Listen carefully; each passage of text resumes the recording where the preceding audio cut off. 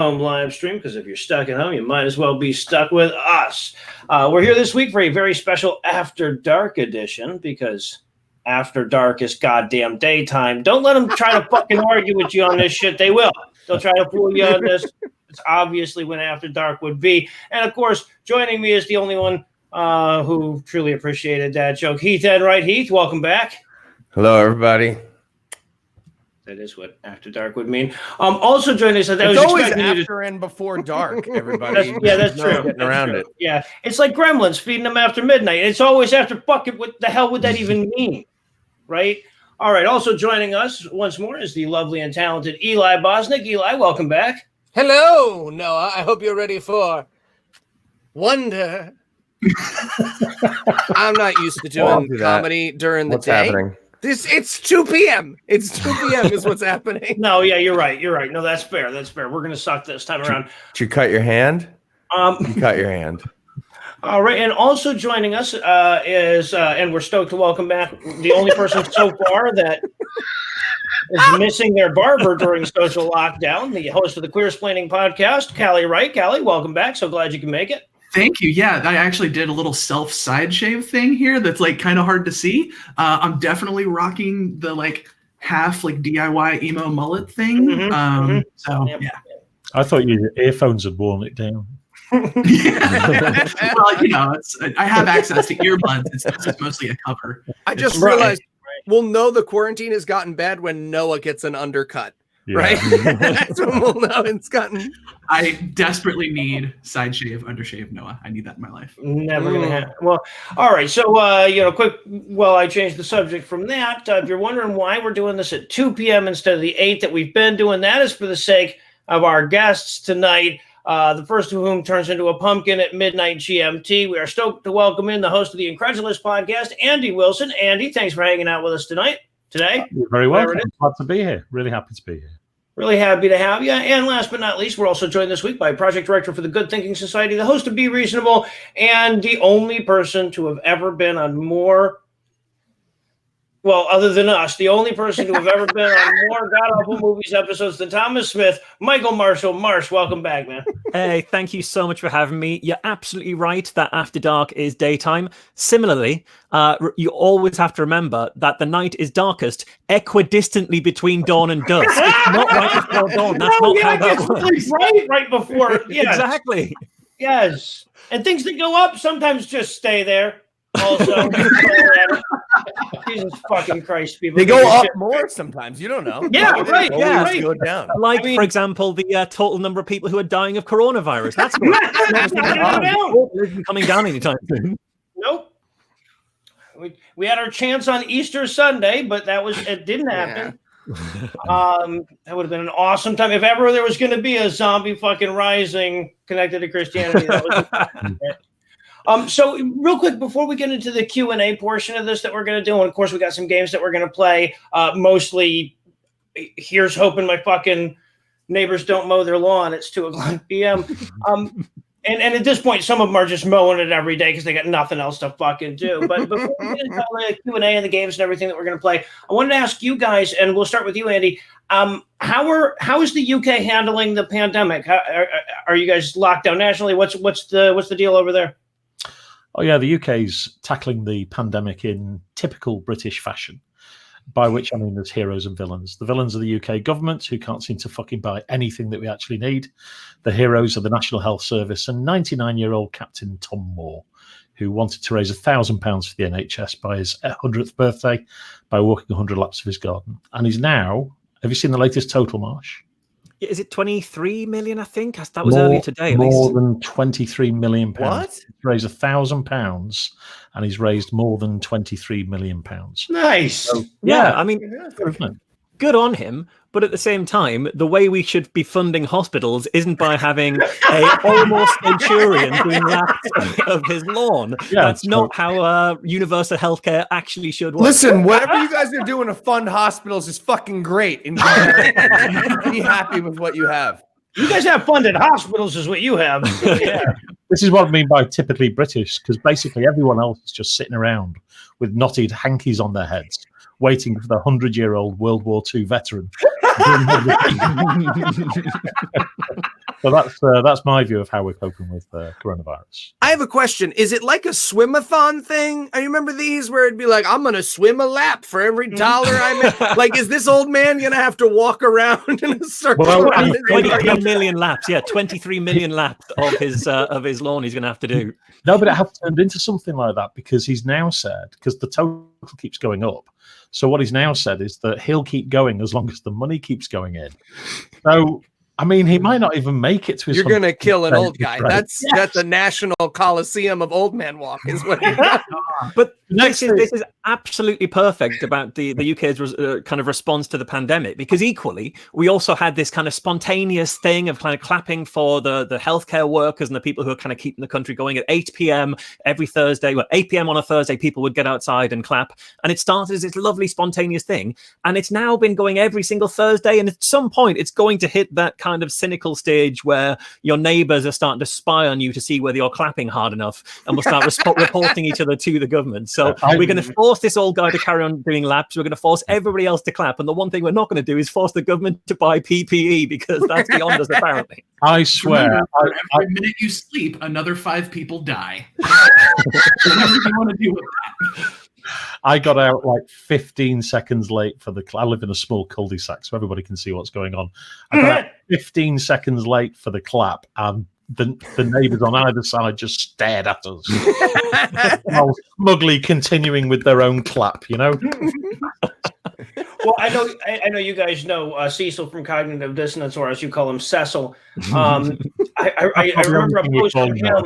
He had no idea what was going on. He lives in Chicago, and everybody started doing that Thursday at 8 p.m. right where he's living, and he lives in Chicago. So, like, when everybody in that area starts hooting and hollering and clapping, and that's a lot of fucking people, and he's just on social media going, "What the hell is happening?"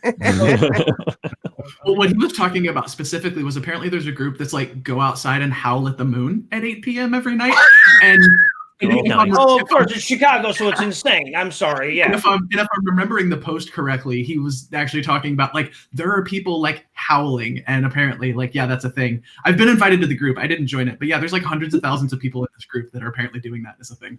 There's a village in Derbyshire where one of my friends is from, and everyone in the village is mooing at a certain time every kind of every week. So it's a collective. Why, Marsh? Why? Does anybody know? I mean, why anything right now? Is that weirder than howling? No, hang on. In the cities and in the towns, we clap. In the countryside, they fucking moo. It's a class thing, Noah. We don't understand. If it ever comes here, they're going to be firing shotguns in the air and shit. I was going to say, you guys are 30 days away from them voting leave again every night at 8 o'clock. All right, so I'll tell you what. So we got some good questions again this week from the audience. I've sprinkled in a few of my own here as well. We got some games coming up, but I wanted to start here. This is Scott Dieterich's question, and I've rephrased it here. When did you know that shit had really hit the fan? Right, like vis-a-vis this virus. When did you know that this shit was really serious? And I'll tell you what, Andy, we'll start with you. Well, it kind of crept up on me. There was a gradual uptick of attention in the media, and I've got to be honest, I wouldn't say I took it too seriously at first, back in February. But there was one event which really, really got my attention, which I think is what Scott is asking about. So I work as a sales trainer, largely in the UK automotive. And my work is face-to-face on behalf of car manufacturers.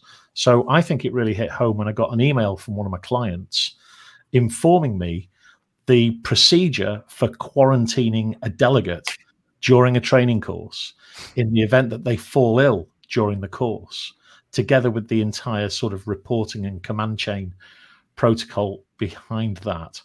And they said that if a delegate presented symptoms, then I should follow the procedures. And I was really confused because from what I knew back then of COVID, I didn't really know how to differentiate that from a normal sort of cough or whatever, or cold symptoms. So I had to ask for a clarification on their definition of symptoms. And the clarification was so woolly. I thought to myself, Jesus, does nobody know how to identify that. Right. Anyway, I was looking at the that email chain just yesterday, and I was reflecting on the fact we were still doing stand-up training in a room full of 15 people, in my case, but other trainers were doing the same thing. The following procedure, this is the procedure I was asked to follow, had been put in place.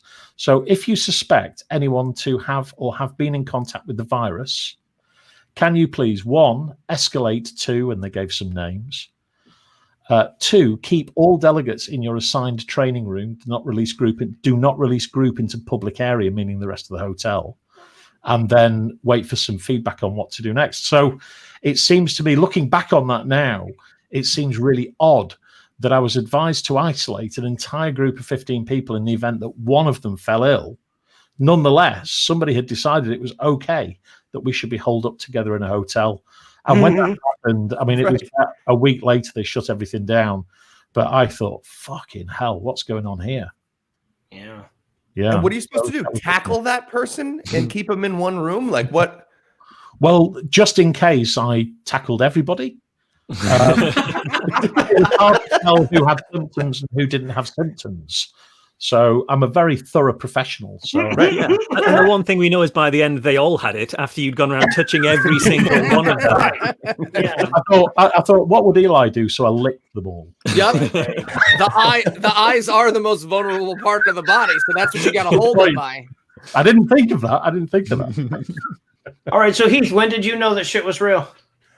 Oh, well, I'd love to say that, as soon as I heard about this terrible virus, but no, for a while, I was just hearing, oh, it's just in China. And now South Korea and maybe Thailand, but I'd say for me, tipped it over the edge.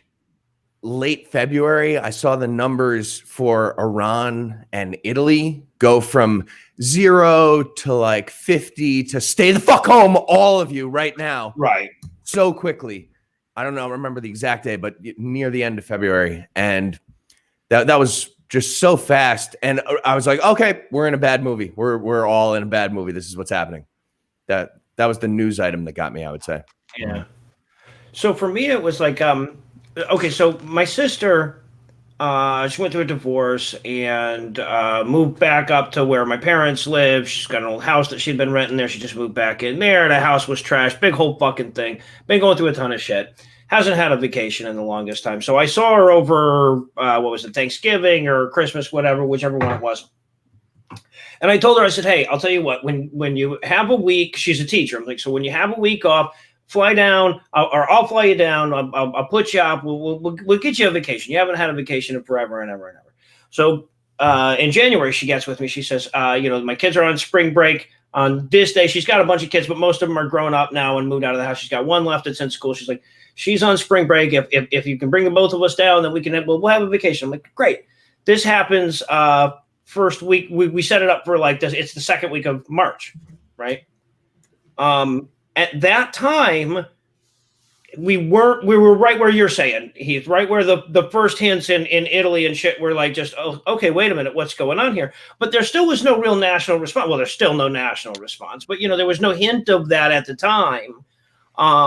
And so as we're going up on it, I'm calling her, I'm going like, well, what do you think? What should we do? And she's like, well, there's no restrictions or anything that they're putting on. And I think there's just like 8 cases in California and 4 in Washington. I'm sure it's under control, like whatever. And so she came down. And so for the whole week that she's down, we're going on trips and there's nobody anywhere and shit. We're like, we should not be doing this. Right. And at the very end of that, which would have been, I don't know, 12th of March or so, something like that. I take her to the airport. I drop her off and I'm at the airport pulling up to the thing. And I've blown out of this airport, 160 times, blown in and out of it and shit, gotten picked up in there, gotten dropped off in it.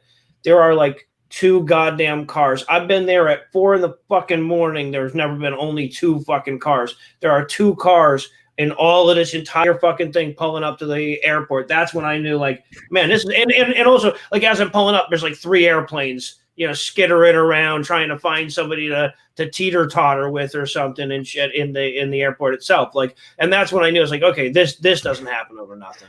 Noah had a positive experience with airport security, and he was like, I don't know what's going on. The world's gone fucking mad. Sign of the apocalypse. That's it exactly. That's a sure sign, mate. Sure sign. No shit. So Callie.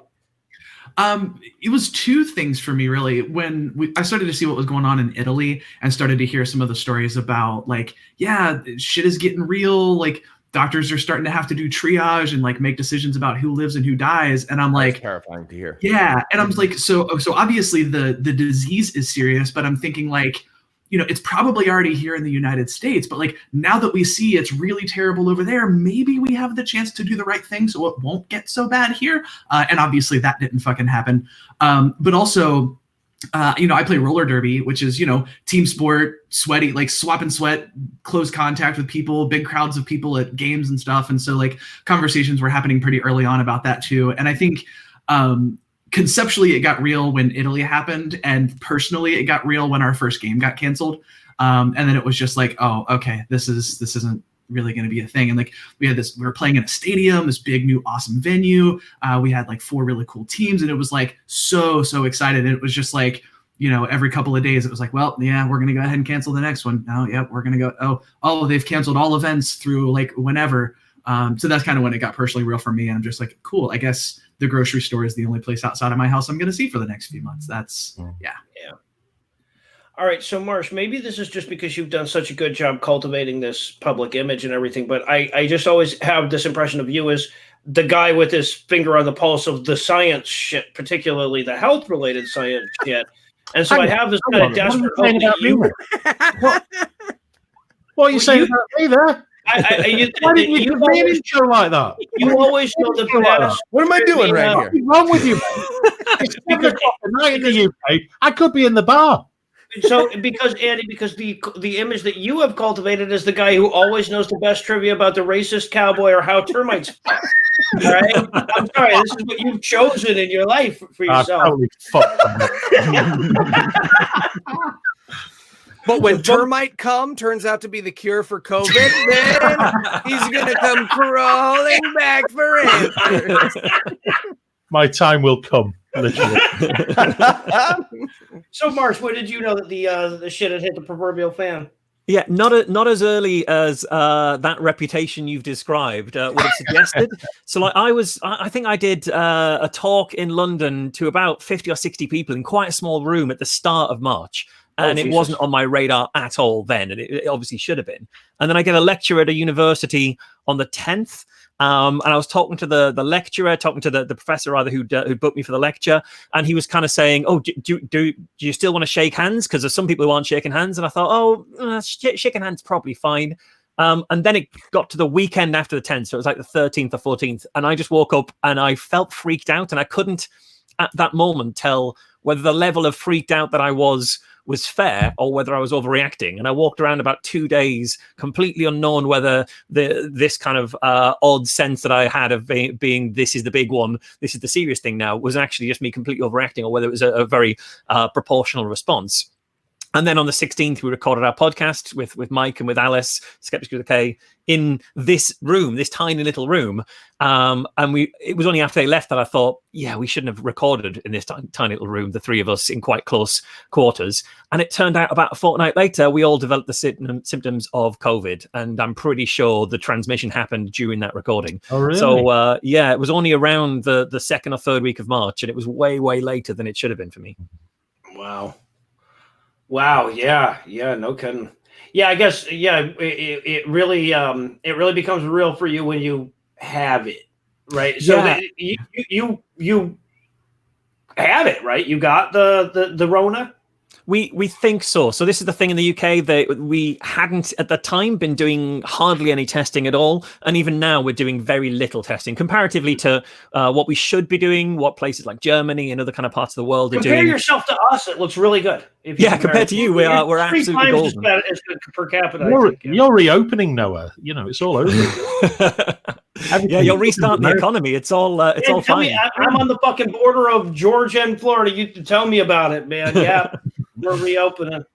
Yeah, but we definitely weren't doing as much testing as the government was promising we would be doing by the end of this week. It's going to be up to 25,000 a day by the end of this week. And that was a line they repeated for several weeks in a row without anybody saying, is it this week or is it last week? When are these weeks going to actually sort of kick in? So we hadn't actually been tested. So the best that we could do is just look at the symptoms that we had and kind of see whether they matched and assume. So on the 16th, well, just after the 16th, I started coming down with some stuff. My wife lost her sense of smell. She got a really kind of bad throat and headache. I got a massive headache, achy bones. I couldn't get out of bed for a couple of days. So I'm pretty sure it's that. And then Mike and Alice got the fever as well as losing the sense of smell. So we're fairly confident by looking at the list of symptoms that if it wasn't corona, it was something that's worse than what I would normally get in terms of a cold season and had all of the symptoms or many of the symptoms of corona. And that's kind of about as close as we can get. So yeah, it was a pretty tough time. We went through about 2-3 weeks where I literally didn't step foot even outside the house to, put the garbage out or anything like that. It was just complete lockdown in what is a fairly small terraced house here. It was a bit intense, really. Marsh, did you see that story today about the government spending £16 million on tests from 2 Chinese firms? Yeah, the antibody tests that didn't actually work or exist at the time that they bought them. Yeah, they ordered like hundreds and hundreds of millions. I think it was like tens of millions they were ordering of them, and then they got the first batch through and put them through the testing, and yeah, it doesn't exist. It's not a test that actually works. But they were promising that they'd be on the shelves within a couple of days when they put the order in. Yeah, they'd be on the shelves for everyone to buy for about £1 in a couple of days. Yeah, a month ago. So it's not just the people that are panic buying.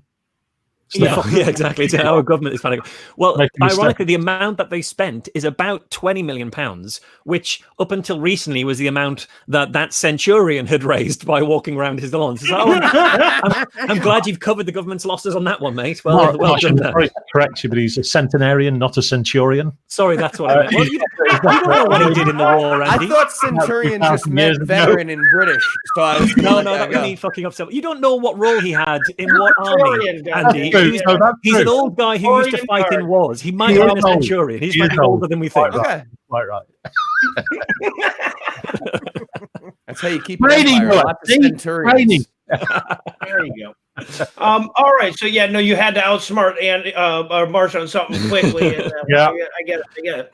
All right. So I'll tell you what. So we've kind of gotten ourselves around to the beginning of the lockdown in history. And I got another. These are not going to all be Corona questions. I promise. We're going to talk about some other shit as well. But I wanted to get everybody's thoughts on this one as well. This is a question from Ryan Phelps. If you could get a message to yourself back at the time when the lockdown started, right? Like if you go back a month ago or 6 weeks ago, whenever you personally went into lockdown, what would you tell yourself? Callie, let's start with you. Mine would have been very simple, and it would have been stuck up on weed. I've noticed the drug dealing thing is still going. That economy is still time traveling. Callie, stop by and talk to my ass before this started. Well, here's the thing. I haven't had health insurance for a while. I'm fairly certain I have some kind of anxiety disorder because I legitimately have not been dealing well at all. I've had several freakouts that was probably an anxiety attack of some kind, and that seems to calm me down. So yeah, I had to make a desperate phone call crying to a friend, can you leave it in the mailbox and I'll leave some cash for you and I'll hand sanitize the cash. And oh, you're making that sound like it's unusual, but that's how I remember my student days. It's fair. Yeah, I was going to say, I don't know who you get your weed from, but I've been sanitizing my hands afterwards for a very long time. I trust my source. It's someone who I know and love very, very much. Right on. So, Andy, what would you tell a month ago, Andy? Oh, mine's really, really simple. I'd say get more fucking bread flour. Not plain flour, not all-purpose flour, proper fucking bread flour. Strong white, accept no compromise. Get sacks of that high protein shit. That way, when I'm joining the new national pastime on bragging on social media about the bread I'm making, I'm not having to work super hard with the camera to make it appear less dense than it actually is. Got it. So big bag of white powder. Same answer as yeah. I said Keith, was that a preview of your answer, or Yeah, you all want to know why he's so thin now. Not that, and I'm not. So yeah, my ambition right at the beginning of this, I thought, with all that time on my hands, I'm going to learn how to make bread, this strange alchemy of yeast and flour. But I fucked up because all the flour I had was wrong. I see. So get some fucking flour, dickhead. All right, well, Heath, what are you gonna go back in time and tell yourself? Okay, so a month ago, I would have told myself to get a Nintendo Switch 2 weeks ago. They are charging billions of dollars on Amazon and most websites to get a fucking Nintendo Switch right now. It's ridiculous. I just want to play Mario Kart 8. Come on. Yeah. Smash. Yeah. Maybe. I don't know. I tell myself 2 weeks before that to sell off my $12 stock portfolio. if only you were in Congress. Yeah, right. Yeah. I'd have dozens more dollars if I had that advice at that time. Yeah. Well, a dozen. Yeah. So Eli, I'd ask you, but obviously you would have gone back in time and told Heath to get a Switch like I did. You know, I mean, if only there had been somebody there to tell him that he should get one of those things. So Marsh, what would you have defied physics to?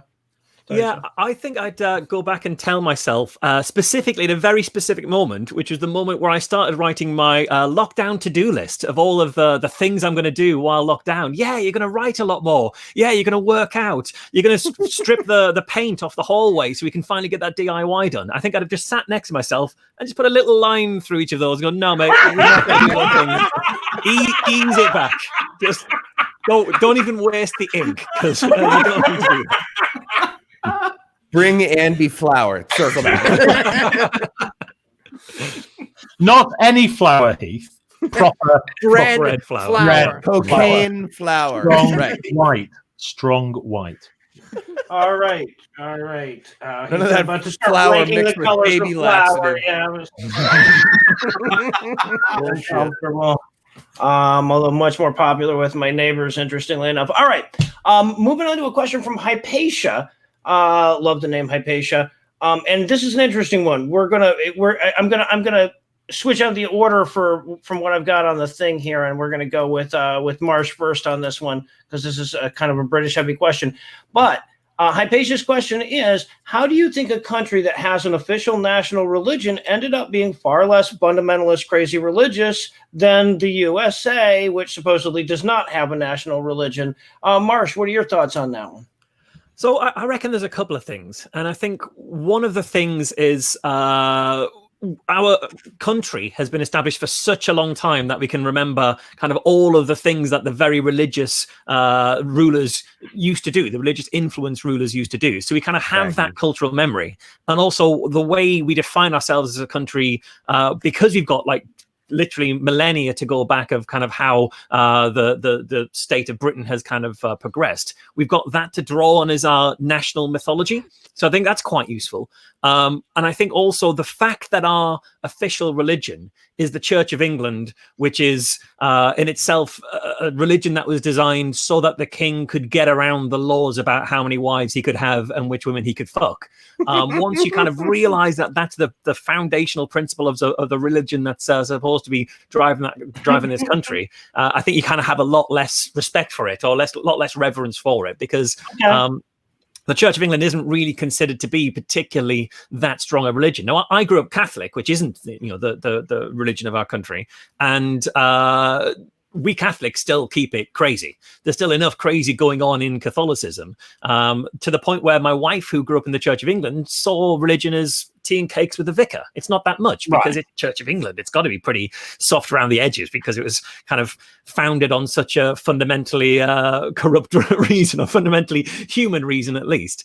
So my wife was really shocked when I took her to a Catholic cathedral and you have the depictions of torture lined up along the walls as you see Jesus being slowly tortured and killed. And she saw all those kind of brief the first time in a cathedral in Liverpool and had to run out feeling ill because how struck she was by how grotesque this stuff was. but because the religion she grew up with wasn't any of that, it was so watered down. She didn't really have that visceral reaction to her own religion. So I think that's part of it, really, is that that our official religion is so watered down anyway that it's barely held together. Whereas in America, you don't have that, 2 millennia or however long history to draw on of your national mythology. You've only got a couple of centuries, really. And so the stuff that was going on in those centuries maybe has taken a bit more of a stronger root. Mm-hmm. That makes sense. Two and a half centuries, Marsh. Yeah. Thank you. Well, a couple's all right in there. It's between 2 or 3. Is that when the Centurions were looking after it? We're from a nation that's so old we don't count 50 years. What's 50 years here or there when you've been going for actual millennia? But no, the 50 years is important to you guys. It's a fifth of your existence. Yeah, exactly. I'm 7.5. Before you should count the last 50 years that we saved you. You exist because it's fine. It's fine. No, go ahead. You overconfident twat. 2-time World War champs. Yeah, you're right. That last 50 years from 1970, you guys really did help us back in 1970. Well, come on. No, that's probably true, though. Yeah, probably. All right. So at least for the reason you guys are punching above your weight economically. Come on. Let's give us that. All right. So, Andy, obviously you have your finger on the pulse of science more so than Marsh and Ashley as well. How would you answer Hypatia's question there? Well, just before I do, I just want to tell you a little anecdote, and I've told this before, but it's always worth telling. There was there's a museum in Oxford called the Ashmolean, and an American tourist went in there one day, and he was really impressed with the building. And the curator of the exhibits happened to be on the counter that day. The American tourist approached the counter and said to the curator, "Hey, buddy." That's my American accent, by the way. Excellent. Hey, buddy. What? Hey, buddy, this building's really impressive. Is it pre-war? And the curator just looks at him, pulls his half-moon glasses down over his nose and goes, "Sir, this building is pre-America." I love that story so much. Anyway, everything that Marsh said is exactly what I would have said. I think there's another factor. I'd be really interested in your guys' opinion on this, actually, but there's also a possibility that the separation of church and state might actually have something to do with the acceleration of religion in America. Because if you think about all those years ago when religion was specifically excluded from the Constitution and what have you, well, the possibility of growing your own religion, because there's no state-sponsored religion, was very high. And so I can imagine a situation in townships where you'd have 2 or 3 stupid fucking religious zealots all competing for the affections of the entire town. So you'd have this idea of one preacher going off against another one, and they're like fighting for the limelight, and you end up in this situation full of where they're trying to upgrade every single time. And when I look at certain American preachers now, that's exactly what I see. I see a really charismatic individual with really well-honed oratory skills. And I can just imagine this pathway to where that type of person is the sort of person that leads a congregation. So I think that might be something to do with it as well. Andy, are you arguing in favor of a monopoly over the free market in terms of religion? That's what you're doing right now. It's a market economy. It's a market economy. Exactly. And it's not just in the actually market forces is exactly what I wrote down for myself as my note on this, that it's not just in the individual leading the religion, right? It's in the theology itself. Right. So if you look at the burnt over district, if you look at the American religions like Jehovah's Witnesses and Mormonism and Seventh-day Adventists and shit, all this weird shit that we keep coming up with. American theology, the theology of the religions that grew up in America are constantly more and more like, you get more shit. Yeah, you go to heaven, you get your own fucking planet too, and ours. Does those guys give you a planet? All of that crazy cool shit. And it's for doing less and less because it's market forces when there are no production costs and you can promise any goddamn thing you want, right? That's American religion. So yeah, I think that's exactly it. I think you nailed it, Andy. I just realized that like Not Through Works Alone was someone's like final slap on the table bid. They were just like, hey, you know what? You don't even have to be a good guy. Right. And they looked around and the Jews and the Muslims were like, nah, you guys can fucking have that one. You don't have to be a good guy at all. Don't have to be a good guy at all. All right, fine. You can have soda machine in the cafeteria, everybody. Soda machine. All right. That Bible verse, man shall not go to heaven by good deeds alone, lest any man should boast, should be shared with Donald Trump at some point. An idea. Just an idea. Yeah, I don't understand. 2 Corinthians, I forget. So yeah, busy liberating Minnesota with a popular uprising right now. He'll get to that after. That's what's happening. He's leading the rebellion, mate. He's the leader for an insurrection against the government that he himself is leading. Yeah, he's very confused. It's a hell of a move. It's a hell of for the whole people who are still trying to argue he's doing 4-dimensional chess. I'm not even sure he's doing 2-dimensional chess at this point. Jesus Christ. Just a bunch of chess pieces on a line. I don't know what. We smush them against each other. He's eating them. I mean, he's eating a lot. All right. I guess you win. You ate them. All right. I didn't think you would eat them. We're not playing chess. We're done. Noah, can I just take a moment to admire the way you're making do and mending during this difficult period by repurposing that rainbow-colored butt plug? Oh yeah. You know, I've got other plans for it. You know, it can be both. Okay, so I'll tell you what. Marsh not going to be able to hang out with us quite through the entire stream, and we're about to play a few games, but we're going to come back to some questions afterwards. Marsh might not be here for all of those. So I wanted to get this one up because I was very curious to get your thoughts on this one particularly, Marsh. This is from My Last Name Managed to Offend Even Tom. Well done. And My Last Name Managed to Offend Even Tom's question was, for Andy and Marsh, is the coronavirus situation making Brexit even more complicated, or is everyone focused on the virus and leaving the political bullshit behind for right now?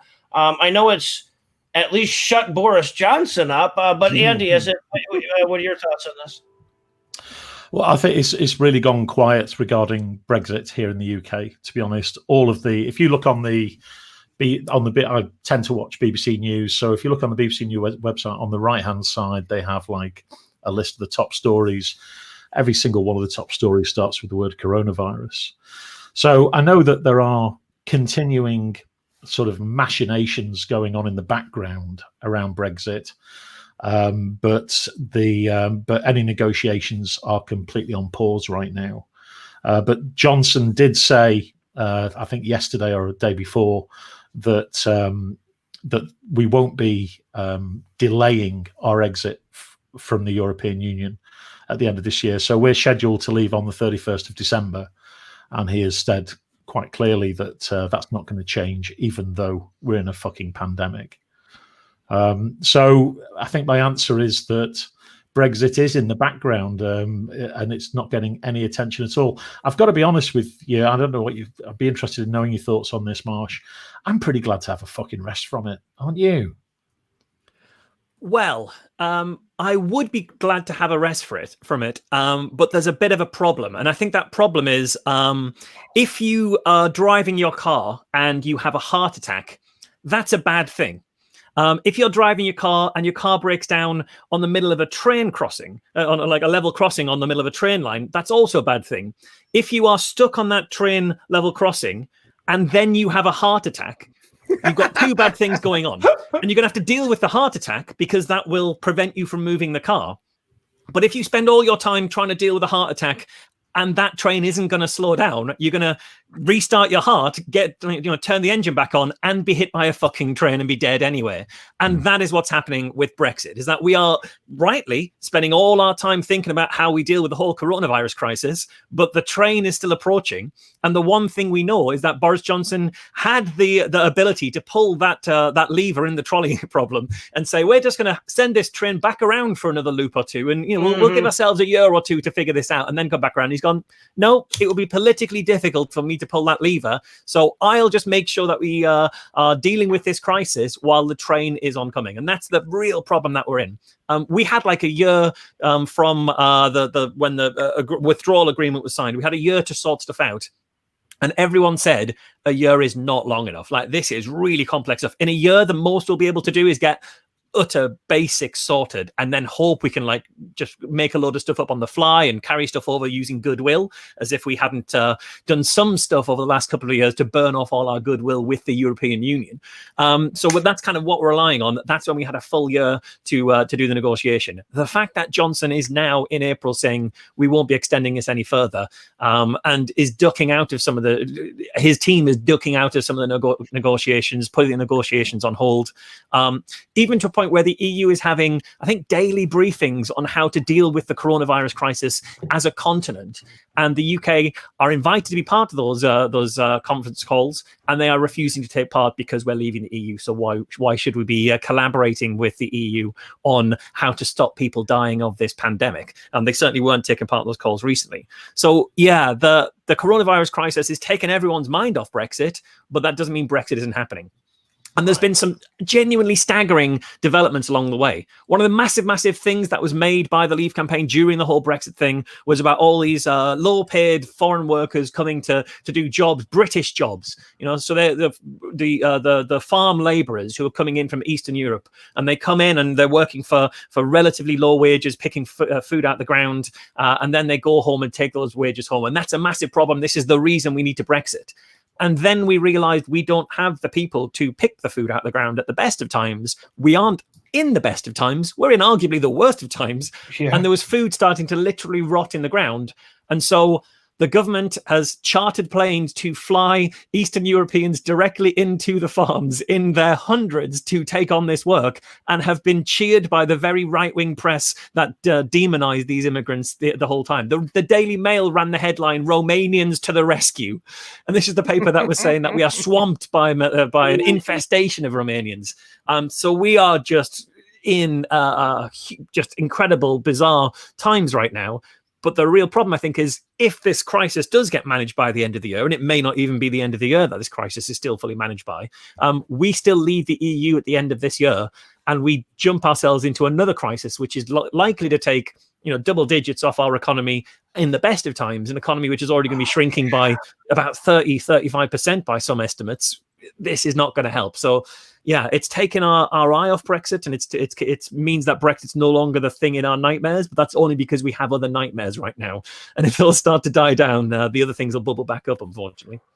Yeah, no, that's terrifying. I mean, just consider, though, that there are dumber reasons to abandon your allies in a time like this, like their unwillingness to call this the Chinese Wuhan virus or the yellow fever or whatever the hell he wanted them to call it at that time. All right, so I'll tell you what, we've got a bunch more questions. We're going to get to some more of them on the other end of the games, but I want to hand things over to Eli for a minute because I'm really excited to get Marsh and Andy into a game of Quiplash. And Eli, we've got a new game to play this week too. Is that correct? That is correct. So let me start up Quiplash before I share my screen here and send everybody the code. If you want to play along, you're going to go to Jackbox TV, and as soon as we have logged in, that'll be Jackbox.tv on your phone. Yeah, Jackbox.tv. Or on your computer, wherever you're at. All right, 1 second. All right, all of us can put that code in. And if you're listening along at home, Eli will give you the code, but we want to make sure that all of us are logged in beforehand. Otherwise, we end up with one oddball person in there that's like, oh, God, I didn't want to play. No, please. The game all up. Gmail in the chat. Yeah, exactly. The game is encouraging me to sit back and relax. Is everybody getting the sit back and relax prompt? Everybody's sitting back. I'm sitting back. I'm relaxing. Oh, all right. Someone started the game, so I'm going to share my screen. Like yoga. Okay. Bam. We're playing. Okay. All We're right. good. We're playing Quiplash, is it? Or Quiplash, yeah. all right. And so if you've been with us for a live stream, you already know how this game works. But if you're new to it, basically everybody's going to get a prompt. Oh, it's infinite. Okay. There you go. So this is a game where everybody's going to get a prompt, and they're going to have to try to come up with a funny answer on the fly. At the end of it, we're going to vote on their answers. You will be able to vote along at home if you go to jotbox.tv and enter the code FBQC. You'll see it on the top right of your screen right now, I do believe. Yes. And you'll be able to play along too. I will not be playing because what we've discovered when we did this the first couple of times is that there is a big long chunk of everyone just sitting silently while they try to come up with funny shit. So guys who are playing, you should be getting prompts on your phone right now. Type in something funny. I watched these live streams afterwards, as a quality control measure. And I noticed, and I try to read through all the comments that I miss most of the time. And I noticed that last week while we were in this part of the game, Mr. Puttyfoot asked if I could do Rubinsteins Revenge. Of fucking course I can do Rubinsteins Revenge, Mr. Puttyfoot. I'm not going to demonstrate it because I'm high, but yeah, trust me, I can do. No, I totally will. There's going to be another pause in here. In case you're wondering, well, here, I've got some juggling balls right over here. And I can show you what I'm talking about. I haven't done this shit in a long time, so you'll have to look at just my little. Oh, okay, there you go. We got me. All right, so these are juggling balls, and they're going to be really loud if I drop them. But Rubinstein's Revenge is a juggling trick that was made in response to Mill's mess. So here's Mill's mess. Whoa, Andy fucked that up. I don't know if you guys saw that. Andy fucked that up for me. Sorry about that, Noah. Sorry. No, I'm high. I can't do Rubinstein's Revenge. No, I just looked up, and you seem to have finished already. What's going on? Oh, everybody's already done anyway. That's what it was. Well, not everybody's done. Oh, sorry, I'm taking way too long there. Sorry. No, you're taking the time to do it correctly, Marsh. That is not going to be borne out by my answers. I feel as though Marsh was lingering on the second one. Oh, I didn't see that one. Something creepy to hear a kid say. Andy, try not to say that because I that gives it slightly Uncle away. Epstein or orphans, buy one, get one free. Jesus Christ. All right, so you'll be able to answer on your device at home whether you which one of these you think should be the winner. Might be a little tough because we're on a bit of a delay. But all right, Heath versus Eli. Those are always fun ones. Oh, Marsh and Andy went Heath's way. Callie went to Eli for the Epstein joke. The audience also went with Eli, so Eli's going to take the win. Not for the first time. The audience is wrong. I'll be honest, I pressed by mistake there when I was trying to get my screen to work. I would have gone with Eli anyway. All right. The next big craze for yuppies, bottled blank. Your choices are white tears or regret. Two variations on a theme here. Very Mozart. Corporate needs you to tell the difference between these two. All right, and the winner will be, we've got a couple hundred votes coming in here from the audience. This is Callie against Marsh. All right, Marsh is going to get an edge here, but man, the audience is split down the middle, very narrow. Thank you, Callie. So close. 51%. Tiniest little victory. I totally got nervous when I tried to juggle just now. I don't know why. I used to do that for a living. All right, a murder weapon that should be added to the next version of the game Clue. The saliva of the infected or heart disease. All right. I'm going to be honest. I'm leaning one way on this one. I have a favorite. I'm supposed to be the host. I'm supposed to be. I'm supposed to not be favoring either, but one of those is pretty goddamn funny. All right, so that's Eli against Andy. Andy should get the win here. Yeah. All right, Marsh did not go. The audience kicked it. Destroyed. Oh, fuck you, Eli. Fuck you. No, you won, Andy. Yeah, by a lot. Marsh didn't vote for you because mine crashed for some reason. Oh, his crash. You gotta You've like got a million excuses tonight. Oh no, I'm going to try and get back in now. Would be called. Yeah, just refresh and put back in the code. Yeah. A good rhyme would be fuck a bear or build a twink. Talk about variations on a theme. We're all really in sync today. It's that strong afternoon energy. I was talking specifically about bestiality. I don't get it. Okay, so that's Heath against Callie.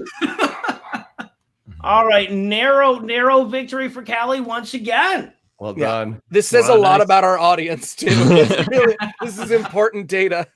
Yeah, right, exactly. I was with you, Heath. I thought that was solid work. It was. All right. And the title of an erotic movie for elephants would be Dumb Ho or Jumbo Jizz Hands. I would watch either. Right, so we're getting the votes in from the audience there. Obviously, you don't get to vote on your own. If everybody votes together and the audience goes, you get a quiplash, which we haven't seen yet. Okay, this is Marsh against Andy Wilson. The Battle of Britain. Oh, and very narrow. Oh, Andy. Oh, Going to take the victory on that one as the well. Disney reference one. Narrow. It's narrow. science brain. All right. Yeah. No, that's where that's that and termite fucking trivia. That's where Andy really Can't get excels. away from the cum. Just can't get away. All from right. Yeah, exactly. I had a nickel, Andy. Yeah, exactly. That's exactly what your wife said. All right. So so now we're going to get our scores after round one. There are multiple rounds. Oh, Callie just a little bit ahead of Marsh, just a little bit ahead of Andy. Heath was really nice on that round, let everybody get ahead. But for this second round, the points are worth double here. So really, ultimately, that first round didn't count. Heath was just saving his energy. And so these guys are going to get a couple more prompts. I'm going to juggle something softer because I think I was afraid of the hard balls. Hold on. I'll get something different.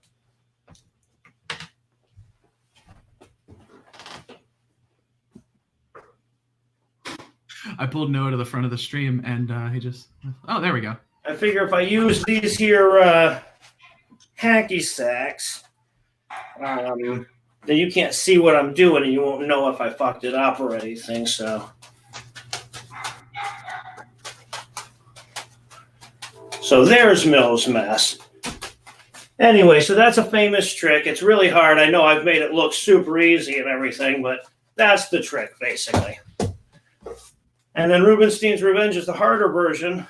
Wait, how does that move go? It's like there's that, and then there's that, and then there's...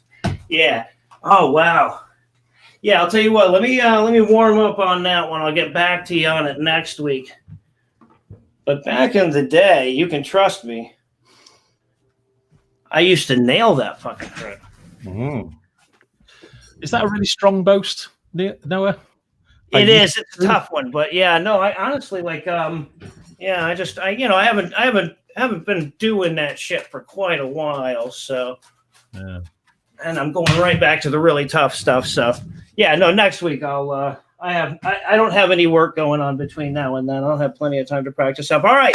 So everybody has answered their questions. Everybody's ready to go for this second round. Somebody wants to see the Etruscan juggle. I love it. The worst time to hear a camera go off. Grandma's funeral or orgasm.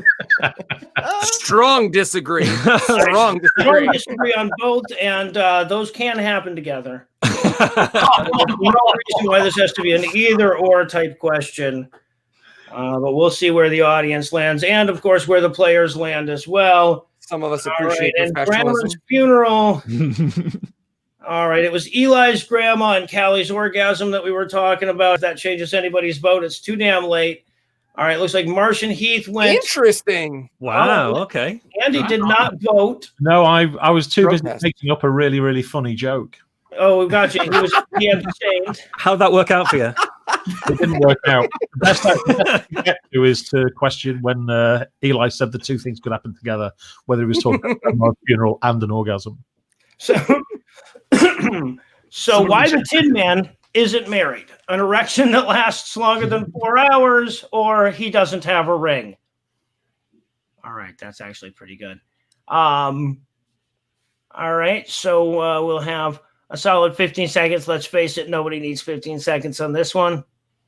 Someone in the chat said it depends on whose grandma on the last one. I thought that was important. No, that's important.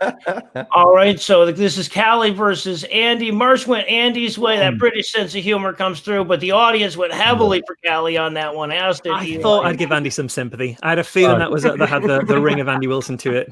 Hey, it's a fucking disaster. Is what it is. Yeah, that's why I host, Andy. I'm the fucking game, and I was like, you know what? I should host.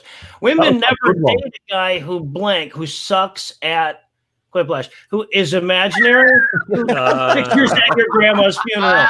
If we knew the orgasm joke was going to work into this, this could have been much better, right? If you'd known that in advance, you go back and change your answer. But unfortunately, we just have to settle on that one. That was Eli with the callback. No surprise there. That's a clean sweep, surely. That way. Callie did not answer. The audience went heavy to Eli's side there, 90-10. I think that's the biggest victory of the night, but it's not quite a Quiplash because Callie did not vote. Yeah, I apologize. I had a Tulsi moment. It's all your fault. You fucked up. How the Monopoly guy really earned his wealth. Partnered with Martin Shkreli on hand sanitizer or people trafficking. All right, that is not how trafficking is spelled. No. So we've narrowed down who that might be. I'm pretty sure that is how Shkreli is spelled, though. I don't, be honest, I couldn't tell you in a pinch. So that's Marsh versus Heath. Oh, and it looks like everybody's going to go with the better spelling on it. Sorry. Yeah, I pressed enter and then realized I should have gone back over that. Yeah, right. No, it's like sending emails in that way. Yeah. But I mean, it is a bit like that, but it's like sending emails while you've got at least a few hundred people over your shoulder watching you send and type those emails. A fourth follow-up to the X-rated classic Debbie Does Dallas would be Debbie does Dallas Cowboys or does a Florida beach. Oh, all right, that one hits a little too close to home for me. Literally, like geologically, it hits too close to home for you. Exactly. I'll watch her. Fuck Dak Shepard or whatever his name is. All right, so Andy is going to take the big win on the Florida beaches there. Yeah. On the round where everything's doubled, he takes the big win. Almost 3/4 of the votes go his way. 200-point winner bonus. Thank you, everyone. Thank you. I think we got one more question. Oh, no, that's the end of the round. Okay. We'll see who came out in the lead there. It was really tight between 1, 2, and 3 there, all within 70 points of each other going into the second round. Yeah, that is not the case after that round. What? Huge victory there. Thank you. All right. And I believe, Callie, you are the reigning champion of Quiplash right now, right? I think that's correct, which is weird. All right. So everybody gets the same prompt on this last one. And when we vote for it, you'll have a chance to pick your favorite and your second favorite. And your third favorite. You may be able to pick your third favorite. I think it was that when we only played with 5 people last time, you only got 2 picks. There was only a gold and a silver. So you may be able to pick your top 3 favorites. It may only be 2. I can't remember for sure, but I thought that's how it worked last week when we did it without me. I know before that when we had – oh, you know what? Yeah, no, because we have Andy and Marsh. You'll be able to pick your first, second, and third. That was 4 players last week because we just had Tim on. That's right. You will definitely be able to pick. Oh, now I have to do something again. Well, you guys saw how well the juggling worked out, so it can't be that. You know what? I had a question here that was kind of a me type question. Where was it? Those are all for Eli. Oh, here's a good question. No. Oh, I answered too early. You answered too early. Is it done though? Yeah. I'm off the. Okay, so the good question for me was if you had to like kill time during a game of Quiplash, what would you talk about? So I'm glad that you got it when you did. I hit enter too soon. Well, no. All right. The acronym for POG: Pants Off Gig, Prion Grandma, Plague of Georgia, Pissed Off Guy, Peace Out Great Britain. Nice. All right. So at least 2 of those are me. Well, three. Pants Off Gig. No, I've already stood up and juggled. I can't convince you guys of that anymore.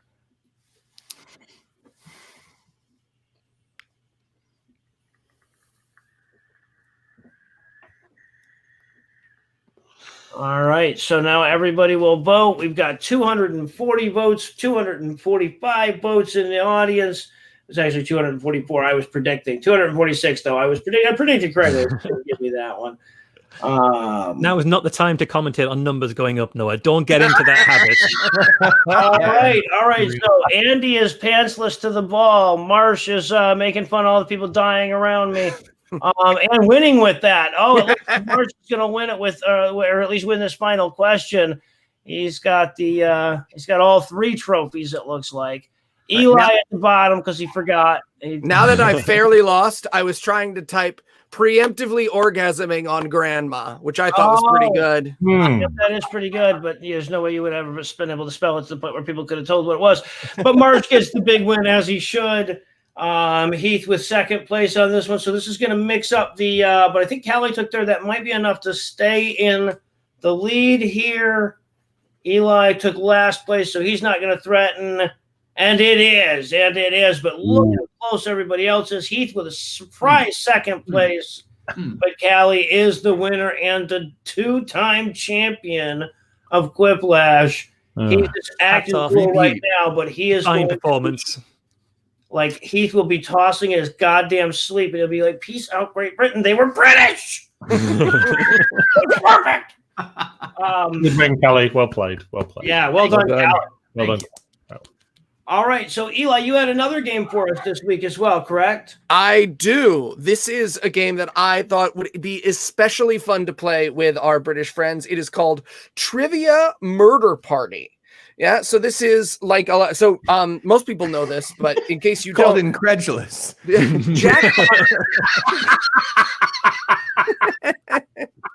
Jackbox actually got its start from the You Don't Know Jack series of games, which are a series of like online trivia you could play, and they moved to an online platform from there. So Trivia Murder Party uses some of the trivia questions from Jackbox, but with a fun little twist. So I'm loading that up now, and I'll send the code around. The one thing I will say is that this is a lot easier if you can actually hear the game. So Callie, I'm going to try and turn up the volume on this once I get it loaded up, just because I think it'll be a little bit easier if we can hear the host when he speaks. In this particular game. We'll see what we can do. All right, I'm just waiting for Trivia Murder Party to load up. Noah, while I wait for that, do you want to ask another question? I was actually talking, but I had muted my microphone, and so nobody knew. All right, let's see. I had jumped around a little bit on the questions. Let me get back to where I was earlier. All right, I thought this was kind of an interesting. This is a question from Alistair. Alistair had a couple of good questions, but this is the one that I was more interested in. Alistair asks, how do you think schools could better foster skepticism at all ages? Heath, what do you think? Okay, great question. Super important. I think there should be a class called skeptology or skepticism or something like a required class. That's just about the most important subject I can think of, especially for kids to learn early. And we know that for a fact. And honestly, skeptic thought should be a unit in every social studies class too, every history class, every social sciences class, talking about politics, government, civics, any of those classes. At the very least, a required unit on skepticism, and more specifically, media literacy and news literacy. And you have to take it every year, and you have to learn how to read about sources and know what that means, what a good source is, what a bad source is. That's super, super important. And we will never do that. Nope. So, nope, we sure as hell won't. And that's the scary thing about this, right? Is that the correct answer is also the impossible answer, because if you taught kids how to think skeptically, how to think rationally, if you had a course in school that, you know, right alongside English and math and shit that was rational thinking, kids would come home and say, "Hey, Mom, God doesn't exist," right? Yep. And that's not going to work out. Sorry to interrupt you. Lucinda. And she shows up while I'm on camera.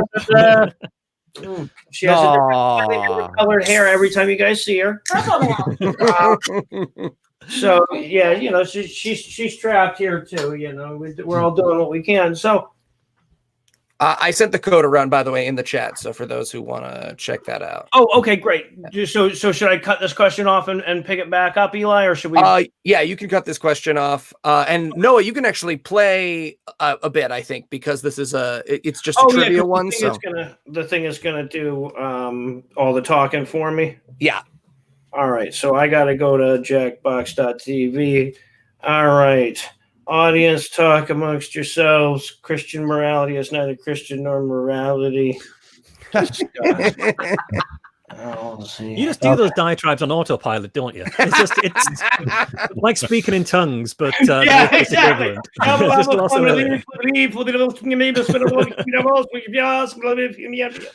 Okay, man. I'm sitting back and furious coffee talk. I did. Oh, but you like the trivia one was the one I didn't want to play because I don't want people to know how dumb I am. I hate Andy. Oh, sorry. This is what I want on Andy's show. All right, Callie, you can go ahead and press start, and let me know when you've done that. I don't have your screen shared. Oh, okay. I see. Great. Now I'm going to share the screen so that we don't. Make sure you share the right one this time, Eli. Yeah, yep. Right. This can be really bad. Do that again. All right. Trivia murder party. All right. I love how casually we're saying that. Yeah, it would be really fucking funny if at some point in this game we murdered Andy, right? You know? Like, come on, man. That'd be fucking hilarious. Eli goes out of his screen and comes into Andy's screen. Yeah, right. Yeah, and then we have to figure out which implement he murdered him with and which room they were in. Yeah. And introducing Noah as the head of a horse. Oh my god! I mean, it'd be quite easy to see which room Andy was murdered in, given that he's on camera right now. Well, I know. I'm witnessing it here. So if you're watching at home, LZTK, and that's the bottom right is the code that you would want to put in on jackbox.tv if you want to play along at home. I don't know what you'll be doing. Will I need my machete at all? Oh, am I going to need to hear this? Yeah. Yeah, we're not getting any of the audio, Eli. I'm 99% certain Andy has a machete within reach that he could pull out right now. I'd say I'm 100% certain because he has threatened me with that machete at QED at a live show before. I'm willing to bet I have more. I can get more machetes in a short period of time. 1, 2, 3, go. Wait, is this? So Eli says it's going to be very important that we hear the game and we can't hear the game. So cool. Oh, you can't hear the game. I like we cannot hear the game. I like this game. It shows the answers as well. Yeah. No, I actually knew where the uvula was. I was pretty. A really good substitute would be just Eli repeating what the narrator is saying in that specific voice. If anyone's heard the game, it's a very stereotypically like horror movie type narrator. So like we could just have Eli doing that. Yeah. Eli got yeah, it. that seems like the best way to go. That's it. Dance, monkey dance. No, not yet. But basically what it means is it's a trivia game. If you get a question wrong, you have to play a mini game to stay alive. If you don't stay alive, you die. But don't worry, just because you're dead doesn't mean you can't win the game. Okay. All right. Doesn't mean you can't. You can win dead, is what you're saying. Even though you're dead. It's frozen up here. Is it frozen up for everybody? It is frozen on my screen as well. Yeah, it's frozen on my screen as well. I just hit skip on my side I'm to try going. Nice. Good. I am going to come back and stop sharing my screen for a moment. And then I'm going to go back and try and fix this. That'll give me some time to write down those bank details. Which will be fun. Noah, why don't you hit us with some more questions while I do this? We were in the middle of a question. Yeah, I could jump in on that question, actually, because strangely enough, an order where everybody was going to go, but no, you go. No. I can be English. I can get in a queue. That's not a problem. I just moved you ahead of Callie. Callie can wait, apparently. So yeah, no, you go right ahead. Well, it's to foster skepticism. Yeah, it's only because one of the things that I do with my job with the Good Thinking Society is go into schools and teach skepticism, and I think one of the ways that I found of being quite useful in doing that, you can't go in and talk about principles because it's not interesting to learn about the abstract principles. So the thing that I do instead is I go in and give a lecture about the flat Earth. But I give a lecture starts off with like a 15-20 minute section at the start where I explain the 10 reasons to believe the world is flat without telling the kids that I don't believe the world is flat. Nice. So I actually sell the top 10 arguments, and they're all genuine arguments I've seen made by the flat earthers in the past. And by doing that, you can actually get some of the kids to start questioning whether the world is actually flat, which is a bit of a gamble because you've got to have the faith that you get them back again. Otherwise, is it a gamble? Well, it's not teaching them to look at YouTube, Heath. You've got to bring them back again, but I think you can kind of bring them back from it. But by first giving them those arguments in the way that they would see them presented on YouTube, see them presented as if they were true, you start getting the cogs moving as to how you can actually assess things. And then I do the second half where I say, actually, none of that's true. Let's really examine each of the things that I said and see whether they work or not. And by first giving them that concrete, off the wall, interesting example of thinking gone rogue, you can then start talking about the principles and sort of end by saying the importance of applying these principles more broadly. But if you were to just go in and say, here's a list of things that are bullshit, then you're just priming kids to fall for the next thing that's not on that list. And if you give them a list of kind of here's 10 different logical fallacies to spot, then they're not going to be engaged. They're not going to spot that kind of thing. But by giving them a kind of a concrete example, you can actually work with them and tell them a bit of a story around it. Marsh, what is the reaction of the teachers when you finish your session? When I finished the session, fine, really, really happy with it. 20 minutes into the session, there's a bit of it's pretty tricky to get up in front of a lot of teachers, one of whom has booked me, not necessarily knowing the structure of the talk, and then spend 15 minutes, 20 minutes talking about why the world is flat. And the first time I did it, I could just feel the heat rising up the back of my neck as everyone looks at me like I'm a fucking idiot, and they all regret having booked me at all. But by the end, they're pretty. They do really enjoy it, and they think there's actually a lot of value to it. But you've just got to properly commit in the point where you're pretending to be a flat earther. You don't want to warn the teachers about the bit that you're going to lean into that hard. I'll warn the teacher that books me, but then they just before the lesson starts, they bring a lot of teachers in because it's like a school assembly kind of thing. So they get multiple classes, and so I haven't met all of the teachers ahead of time. Just a lot of teachers put in, and I have to try not to make eye contact with them for 20 minutes. Otherwise, they'll totally put me off my stride. That's excellent that you are teaching that, though. I'm excited about that. That like schools are having you come in to teach skepticism. That's fantastic. We're not doing that here. It's pretty cool. Marsh, what's the like strangest question or maybe pushback you've ever gotten doing one of those presentations? Well, the kids are actually amazing at asking questions because at the end it ends with like a Q&A session, and they come up with really, really good ways to test whether the world is actually round and what really good proofs. And it's like they'll say, well, what about those experiments where you can shoot sound waves from one part of the Earth's surface to the other part of the Earth's surface, and the only way that it can actually travel from here to here is to go through the Earth? And what do flat earthers make of that? And unfortunately, kind of the only thing I can really say is, they don't know about that. No, they haven't seen those experiments. They haven't looked into those. But the kids are really good, and they'll say, like, well, what about magma and the structure of the Earth's core and the various different layers, and how do flat earthers think about that? And again, you can be like, well, these are exactly the questions to ask, and these are the questions they aren't asking, and this is why it's so important to when you're presented with a claim to think around the claim and think about what isn't being said in the claim, what sort of associated associated facts you might know that might come into play as to whether the claim could check out to be true or not, and to how to do that broader sense check. So the kids are absolutely fantastic at it. Question: what do flat earthers think is causing magma to have? Do they think there's like a pump connected with the little tube at the bottom of the flat thing? Like, what do they say for that?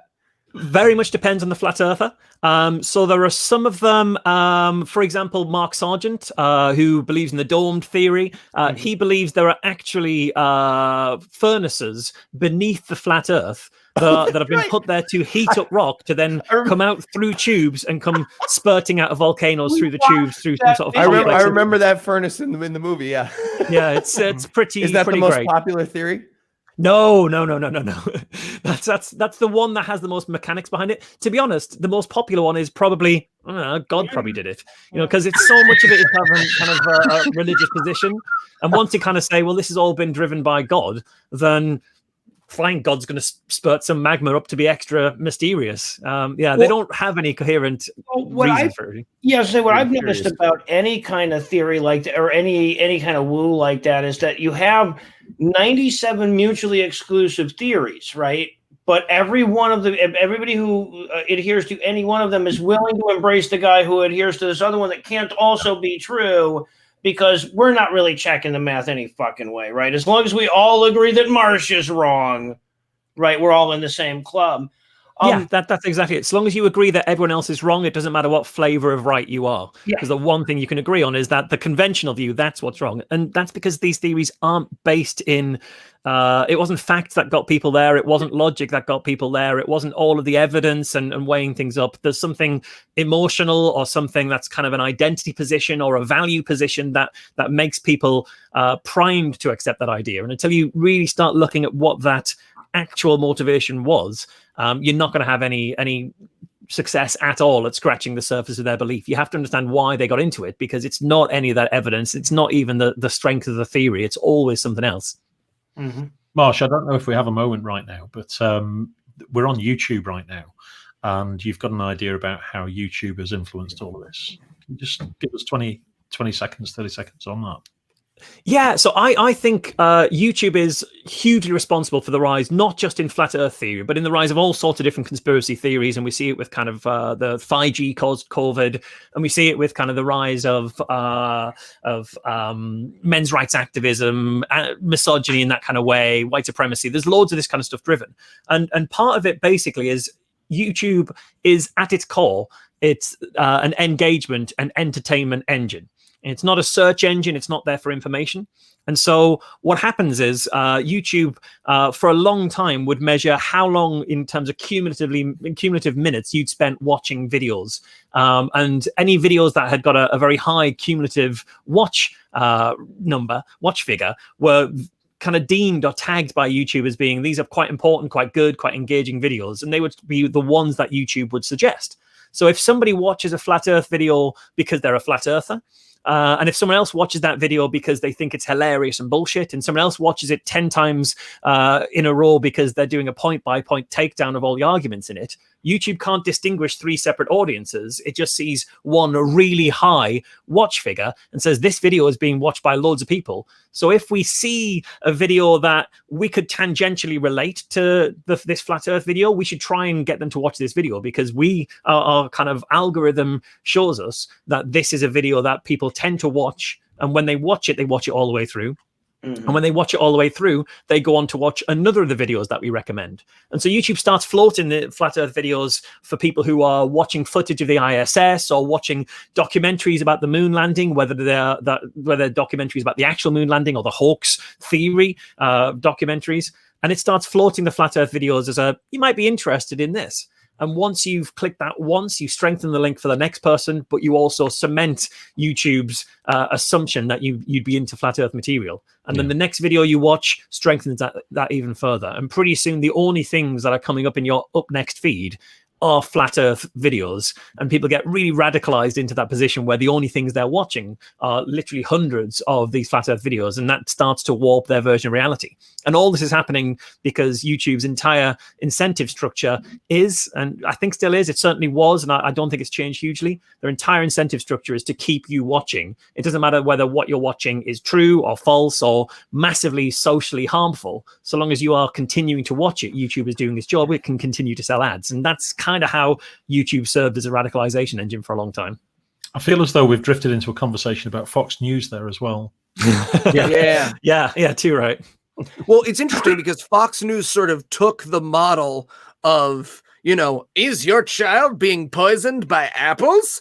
Stay tuned at 11, right? That was on all news channels, and they just became that teaser sting, the news channel, right? And then slowly realized that, like, it didn't matter whether or not they ever talked about the apples. They just needed to keep asking those provocative questions. And if you watch Fox News now, which I do very rarely, you notice that the message Fox News sends constantly and consistently very often has very little to do with the news. More often than not, they are saying, people are saying and people are asking. You hear that several times a minute on Fox News, right? No matter how insane the theory is, it's rare that they tell outright lies. It is more often that they will pose a lie that they're trying to sell as a talk show host asking another person on that show, like Fox and Friends, a question, which I think is really fascinating. Trump talks that way as well, doesn't he? Yeah. Yeah, well, people are saying. Yep.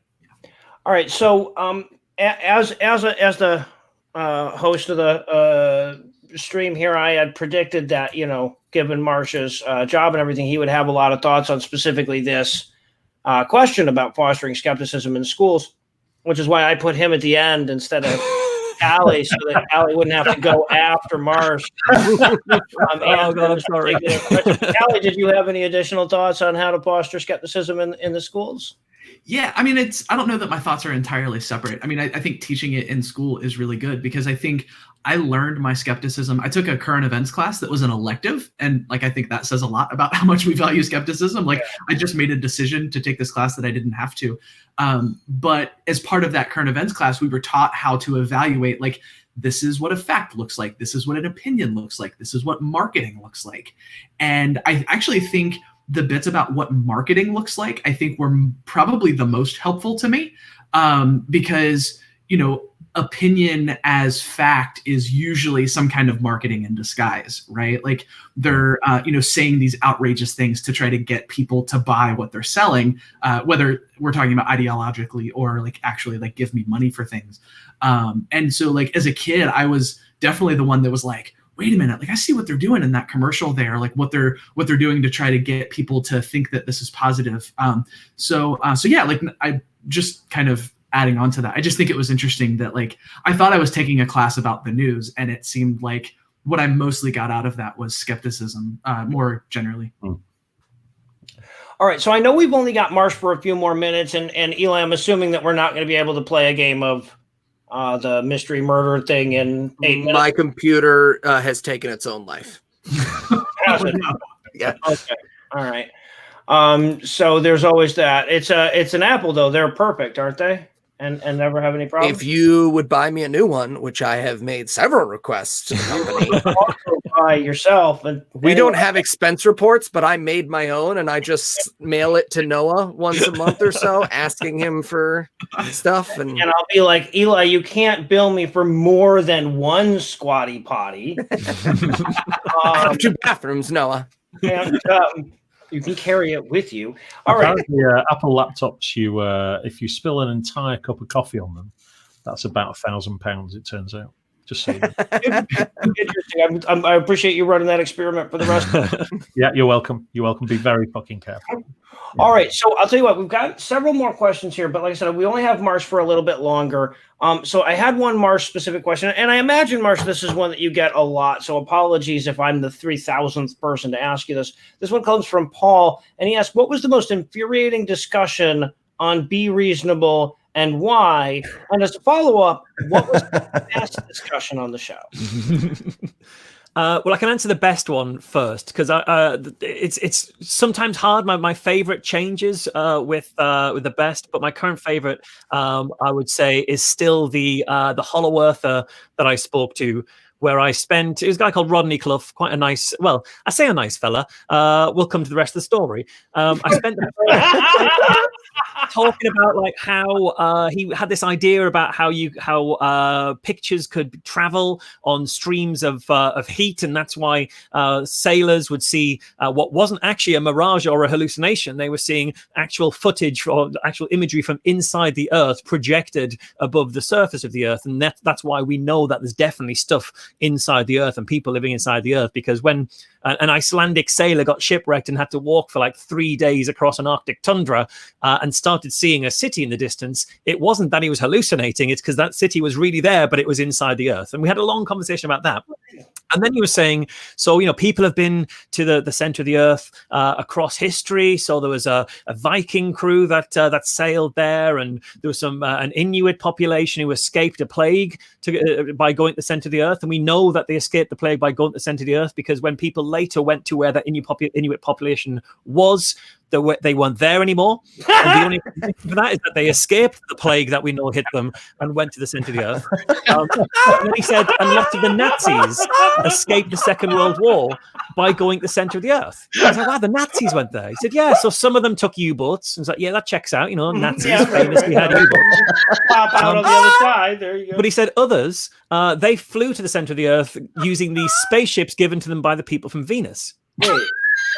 I was like, okay, so the Nazis had Venusian spaceships during the Second World War? And he's like, yeah. And I said, oh, but why didn't they use them to win the Second World War? Oh, no, well, Hitler promised that he wouldn't. He promised not to use those spaceships. Right. Yeah, they're right. Secret. But like, they're secret spaceships. But my question is, how do you fly to the center of the Earth Well, you've got the circle, like where all you the water's go going in, around and you find and up the under. center of that circle, and that's how you get in. But I was saying, so Hitler promised not to use them. I said, right, but famously, Hitler, Nazis, not that good guys. Like, they wouldn't have kept their promise. And he said, well, actually, the Nazis weren't as bad as all that. The Nazis actually were pretty good guys. They were just protecting Germany. So, right, even if you thought that was true, the Holocaust is still pretty bad, right? You know, killing 6 million Jews, when it wasn't 6 million Jews. So, oh, no. So that was my favorite conversation, just because where it started off just went to a million other places. And it's an illustration of that thing that so many of these bullshit beliefs get threaded together when you don't have a foundation of logic. You don't have a foundation of evidence to stick to. You end up sort of anywhere. So that was my favorite, I think. The hardest one is kind of the complete polar opposite of that, because it was a chap called Mike Buchanan, who was the only member of a political party in the UK that ran at an election. It wasn't the last election, it was a couple before. And the political party was called Justice for Men and Boys and the Women Who Love Them. And it was the UK's only explicitly anti-feminist political party. And it was the hardest interview because lots of the stuff that he said started out with a truth. You know, it's terrible that young men are more likely to leave education earlier with no qualifications than women. That's true, and it's not a good thing for society. And then he say, and that's because society is designed around female supremacy and keeping men down, so they want men to leave without an education in order to have men to do the grunt works and fight in wars and do the basic stuff. It's like, that isn't why. And so everything was like that the entire time. Men are more likely to commit crimes and go to prison. And the reason for that is because women want men in prison so they can rule the world. It's like, no, it's because we teach young boys that emotions are bad and fighting is good. And that's kind of what happens as a result. So, yeah, he was really frustrating because he was touching on genuine problems and then either genuinely or disingenuinely using those problems as illustrations of his twisted ideology. And it was quite a tricky conversation to keep straight, because I think more than anyone else I've spoken to, or give or take, he was knowingly making conversational moves to cover his tracks rather than having a genuine discourse. Right. Men also drink more fluoridated water than women, and that's a big factor, I think, that you're not mentioning. Is that true in any particular race, or is that just right across all of the races? I'm not going to rank them for you. What we learned from the movies, but yeah. All right. We cannot leave this topic without you mentioning Leo. Leo the Lion, who I look like right now, but I love Leo the Lion. Leo my is full heart and soul. yeah. Leo Rebello is a fun one. So, well, he's not a fun one. He's kind of a lot of his views were awful. So I found him. He's a homeopath who believes that AIDS isn't caused by a virus because viruses are too small to harm us. And look around the world right now, Leo. There's some pretty good proof that's not true. And he also believes that the viruses, they're so small it'd be impossible to tell which virus was doing what. And he made a classic mistake in that thinking the conversation we were having was an argument or a debate that could be won or lost, which is not the framing of those conversations for me at all. I see it as a conversation where I'm trying to learn as much as possible. And I also know that my listeners are listening to everything he says. So if he comes across as wildly aggressive and patronizing and egotistical and everything like that, I don't need to do anything to prove the thoughts that are going on in this guy's head and the driving motivations. He's doing all the work for me. So he is a joy to listen to as he's kind of dismissing and patronizing and all this kind of stuff. And my favorite thing about Leo was a tweet of his that I always kind of show in a talk when I mention the conversation we have, just to kind of frame to give an idea of who he is and how he sees himself. So his Twitter background is like him meeting the Pope and him meeting Mother Teresa and him meeting like an Indian guru leader. So that's kind of the company he sees himself in. And the tweet was, scientists have found a jellyfish that doesn't age. We should take the genes of this jellyfish and inject it into people, not the Jews. Which was amazing. Just encapsulated his personality perfectly in a single tweet. Amazing. Oh, wow. I like Leo. I also like Yes and Lady. Conspiracy Yes and Lady is underrated in Be Reasonable episodes because she spends 84% of the episode just being like, yeah, natural, fluoride, water, good, health, bad. And towards the end, you just start being like, what about mushroom people? And she's like, oh yeah, of course there's fucking mushroom. All right, what about the Venus Hitler spaceship? The Venus Hitler spaceship. Yeah, where do you think the mushroom people got them? She's one of my favorites. Underrated. It happens so often, these ideas, they don't live in a vacuum. And if we if we define someone by the one bad idea of theirs that we've found, we actually miss the bigger picture, which is that these ideas are an ecosystem that they've bought into and been sort of been indoctrinated in some ways into. And again, you only understand someone once you start like picking around that ecosystem, really. Yeah, it's fun. It can be. I was noticing on the comment section there, on the comments thread on YouTube, a lot of people are jumping in to say like, oh, I'm gonna have to check out this Be Reasonable show. So good luck. Yeah, okay, all right. I wanted you to say it. I didn't want to say it, but yeah, take it. It's good in spurts. If there's gonna be traffic, don't listen to Be Reasonable.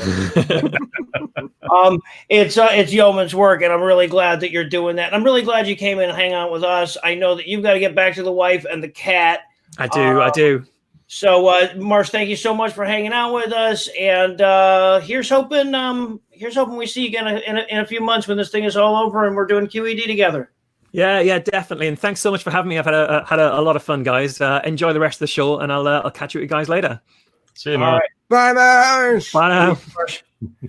Now we're carrying on. Marsh had to leave, but we're still carrying on. We've got some other questions, and we've got the smart guy of the pair still on. Finally in the night.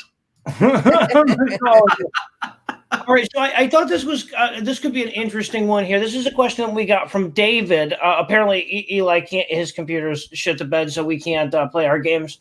So we're going to go back to the Q&A. David asks, general question for everybody: do you have relationships with people in your life who have absolutely repugnant views and beliefs?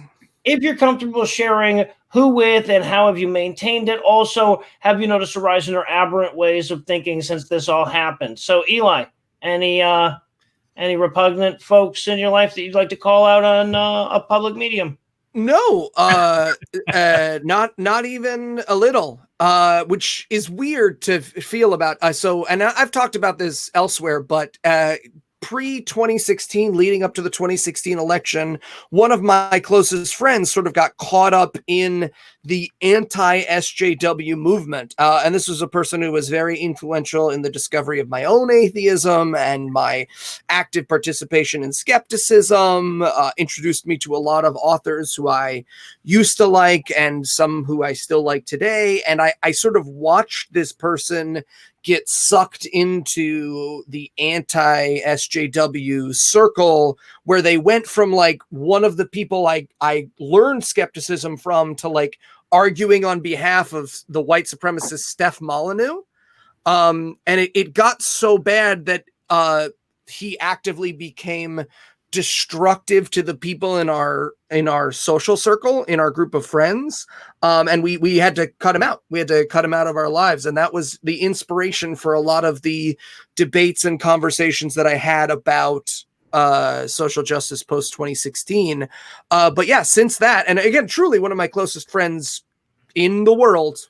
And post 2016, that really inspired a lot of that conversation that I had.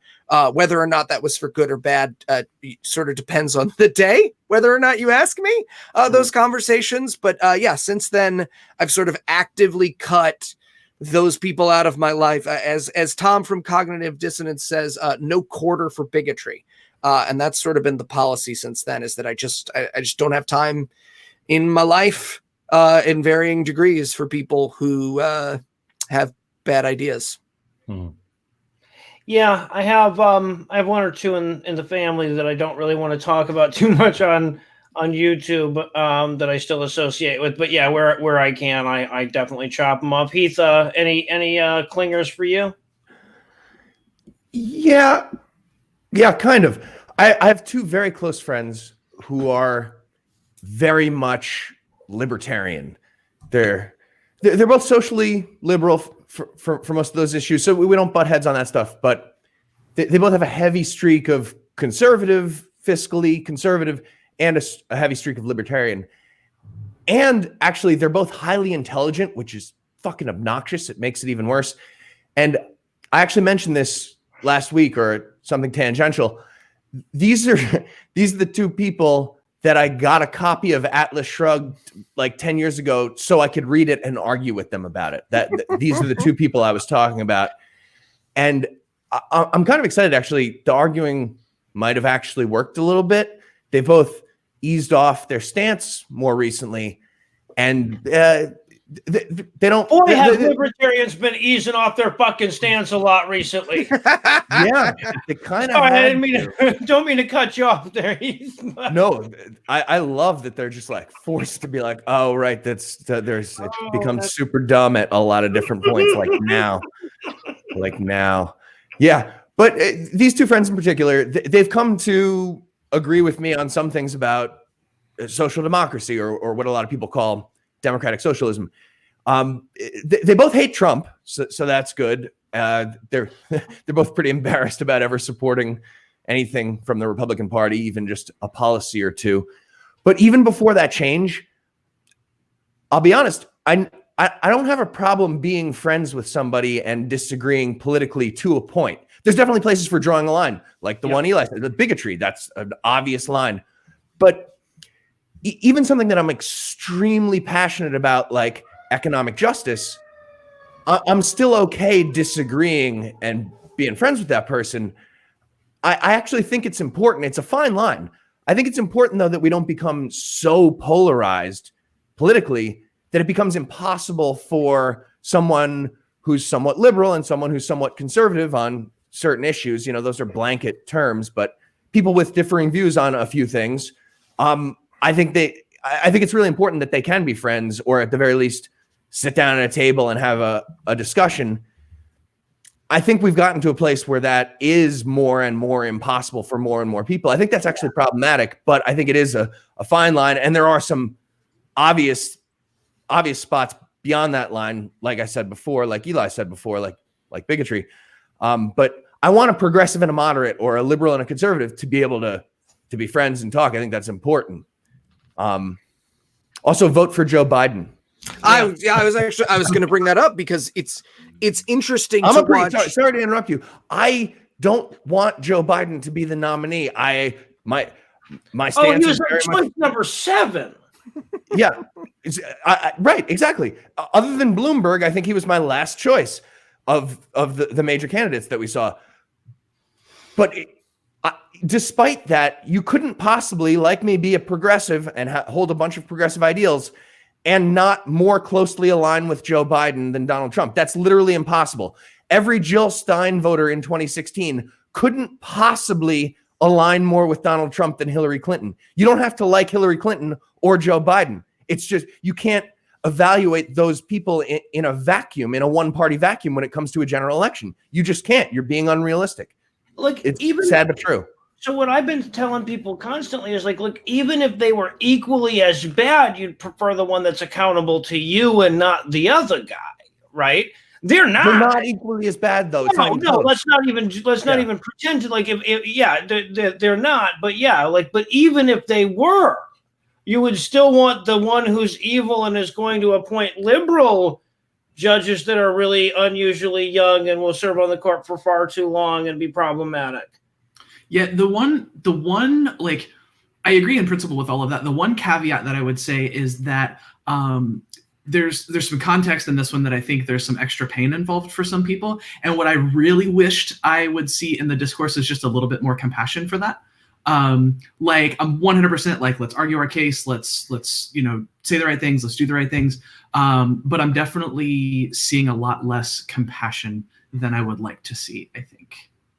I understand that. And honestly, I think it's a fault that I especially have fallen into, is because I have friends who voted third party, and that difference, and that's what I was actually going to bring up when he said Joe Biden, is that it's really interesting. And look, it's not a big number, but we have had some listeners, now ex-listeners, reach out and say, Noah's support of Hillary Clinton means that I can't listen to your show anymore. And it's interesting to be on the other side of that, where people, because they're, again, I've cut off people from my life because of their beliefs, but where people have said, I'm sorry, the fact that you don't support third-party candidates, or the fact that you insist on voting for the DNC when I have this reason X, Y, and Z for not voting for them, to be on the other side of someone who believes they are more progressive than you and are cutting you off for being conservative,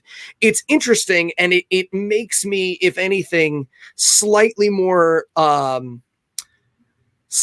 empathetic, I think, to both sides of the issue. I think the reason why I find myself especially really failing to empathize with people who are like, I can't bring myself to vote for Joe Biden, or I can't let the DNC bully me into these beliefs, or whatever the case may be, is because I feel personally like I didn't take it seriously enough in 2016. That the third party voter, non-voter thing was at the back of my mind. And I feel like, and maybe Noah and Heath, you disagree with this, but I felt as though those are the people I could have reached in 2016, that we didn't push as hard as we could have. Instead, we talked about how bad Trump was.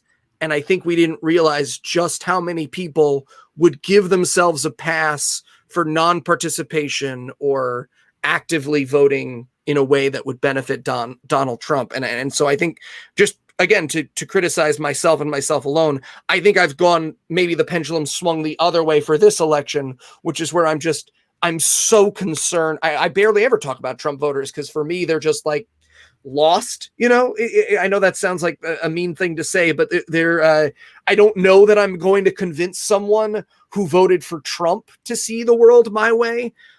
Which is why I've sort of been banging my head against the third party or non-voter thing quite as much. But yeah, that's at least what I've noticed and criticized about myself. Sorry, that was a long way to say nothing.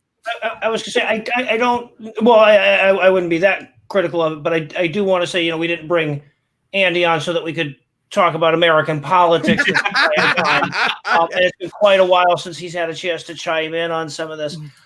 So I did want to skip ahead to another question here. And this is a great one. And so just to let everybody know a little behind the scenes here, I send around the questions beforehand and I say, hey, if you've got an answer for this one, Just write your name in below it, and I'll know to call on you.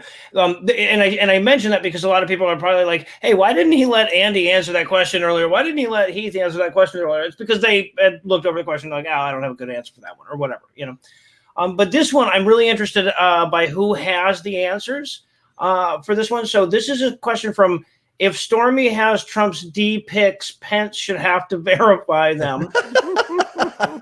And the question is for each of you. What song do you have on your phone /MP3 player? Do people still have that? On my Zune? What do you on your that would most surprise the people who know you well. And I'm curious about everybody's musical taste except for Eli's anyway. So I'm glad Eli didn't, because there's nothing Eli can have on his phone that would surprise anyone who knows. Eli's got Ace of Base. Nobody's surprised. I saw the sign. Right. So Callie, what song would most surprise people that's on your phone? I think it would probably be lots of the like early 2000s Christian hardcore and metal that I love. Why really? What now? Yeah. I came up in the like hardcore and metal scene in the early 2000s. Bands like Haste the Day, The Devil Wears Prada, Gwen Stacy, that kind of stuff. And like I was quasi-Christian for part of that. So like there was a period in time where that music meant something to me, like emotionally or spiritually or whatever, but mostly like it's just great music. I love the style, and most of the bands playing that style of music happen to be Christian bands, like screaming at the top of their lungs about Jesus. Like there's a band called Zao, they're more hardcore, less metal, and a band called Living Sacrifice, like really percussive kind of metal. And so, yeah, like folks who know me now might be surprised to know that like some of my favorite bands are Christian bands. I see Azalea Dying in the comment section. Yeah, that's definitely one of them. Amazing. All right. So Andy, you have pretty eclectic musical taste. I've really been enjoying on Facebook recently. You've been sharing 10 albums that influence your musical taste. And I've been having a lot of fun listening over a few of them. I wasn't familiar with any of them, I'll be honest with you.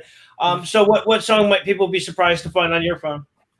I didn't really think about it as a song. I've got some really weird shit in my library. I've got a song called Fuck Forever by Baby Shambles, which is a fantastic song. That sounds so made up.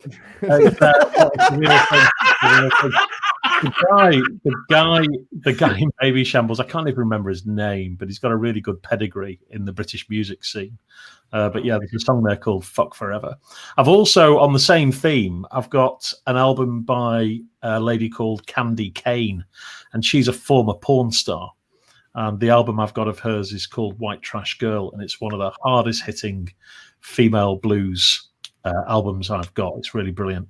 I've also got a song from Northern Soul Favourites, Chairman of the Board, which caused me to fall out with a bandmate once, because I didn't like the sexist lyrics and I vetoed adding it to the set list. So I got really deep in the shit for that. Nice.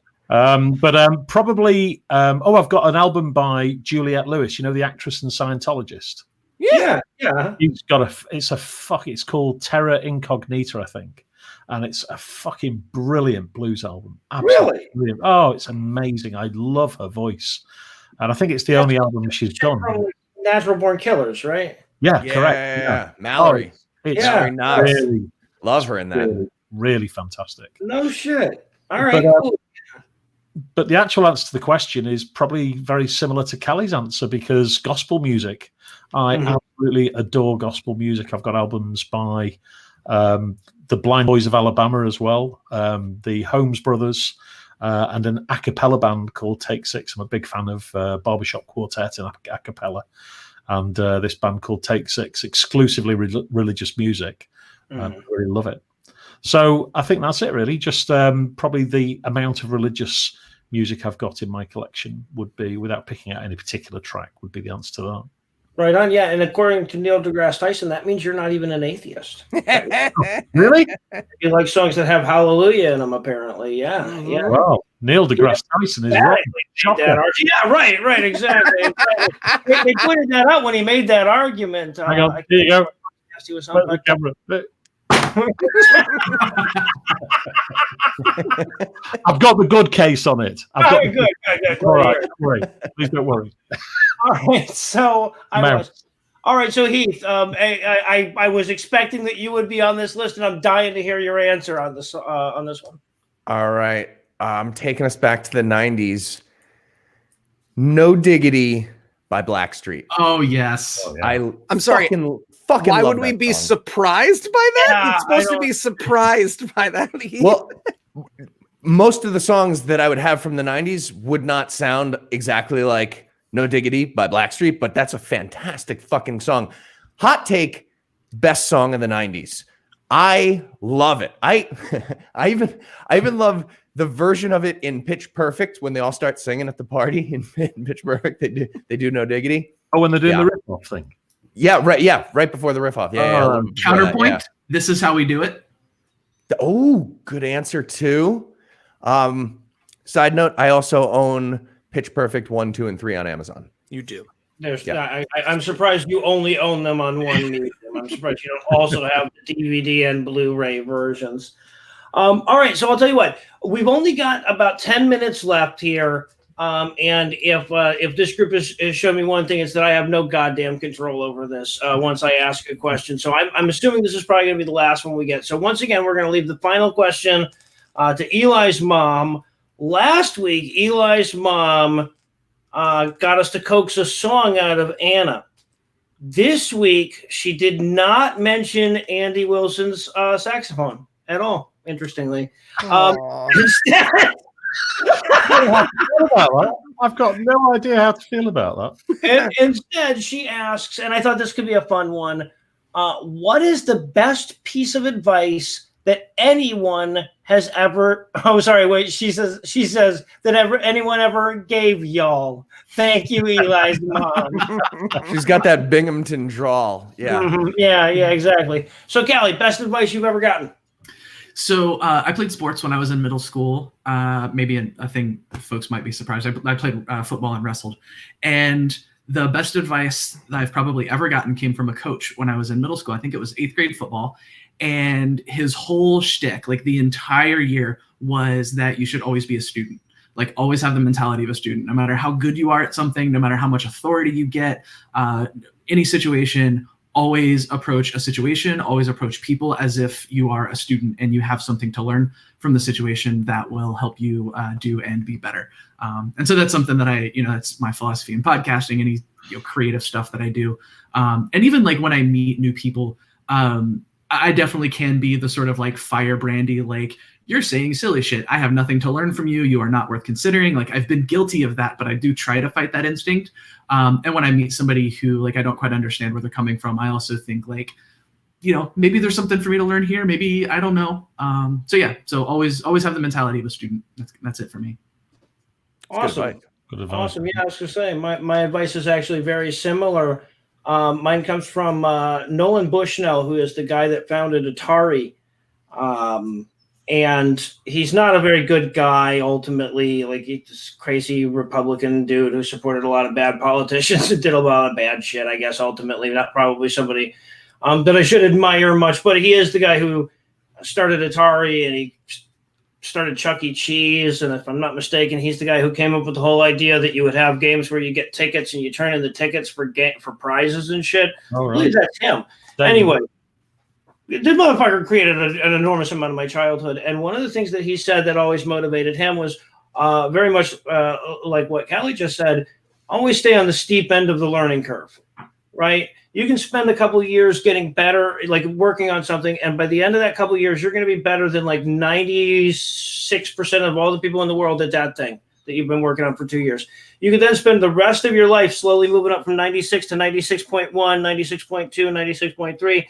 He said, stay on the steep end of the learning curve. You'll have a lot more fucking fun with it. And that's what I've done my whole life. And I think that was really good advice.